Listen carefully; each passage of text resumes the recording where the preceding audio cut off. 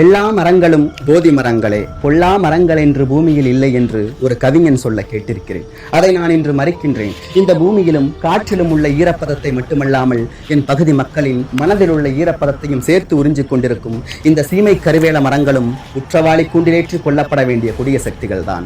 அமெரிக்க தாவரவியல் பூங்காவில் வளர்க்கக்கூடாத நஞ்சு மரங்களில் பட்டியலில் இந்த சீமை கருவேல மரங்கள் முதன்மையில் உள்ளது. நமது கோடியக்கரை சரணாலயத்தில் விறகு தேவைக்காக அறிமுகப்படுத்தப்பட்ட இந்த மரங்கள் நாளடைவில் காட்டு தீ போல பல்கி பெருகியதில் இந்த மரத்தில் காய்க்கும் சுக்ரோஸ் என்ற இனிப்பு சுவையுடைய வேதிப்பொருள் இந்த பழங்களை உண்டு குதிரை, வெளிமான், மந்தி போன்ற விலங்குகளின் இனப்பெருக்க மண்டலம் பெருமளவு பாதிக்கப்பட்டுள்ளது. ஏன் இந்த மரத்தின் கிளைகளை உன்ற யானைகள் கூட இறந்து விடுகிறதாம்.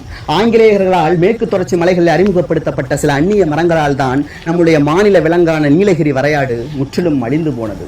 தற்போது கோவை சுற்றுவட்டார பகுதிகளில் பல்கி பெருகி வரும் இந்த ஆப்பிரிக்க கெளுத்தி மீன்களால் மற்ற மீன்களின் வளர்ச்சி பெருமளவு பாதிக்கப்பட்டுள்ளது. இதையெல்லாம் எதற்காக சொல்கிறேன் என்றால், நாம் எப்படி அந்நிய சக்திக்கு அடிமைப்பட்டு பால்பட்டு போனோமோ அதுபோல நம்முடைய நிலத்தை ஒவ்வாத எந்த ஒரு உயிரினத்தையும் நாம் ஒதுக்கி வைப்பதே நம் நிலத்தை பாதுகாப்பதற்கான வழிமுறையாகும். மரம் நடுவோம் என்ற குரல் உலகம் முழுவதும் ஓங்கி ஒலித்துக் கொண்டிருக்கும் வேளையில் இந்த ஒரு மரத்தை ஒழித்து விட வேண்டும் என்பது சேது சீமையாம் ராமநாதபுரம் எனும் ராமநாட்டுக்குள்ளே சீமை கருவேலங்காட்டுக்குள்ளே சீரழிந்து கொண்டிருக்கும் எம் பகுதி வாழ் மக்களின் குரல் மட்டுமல்ல, குமுறலும் கூட.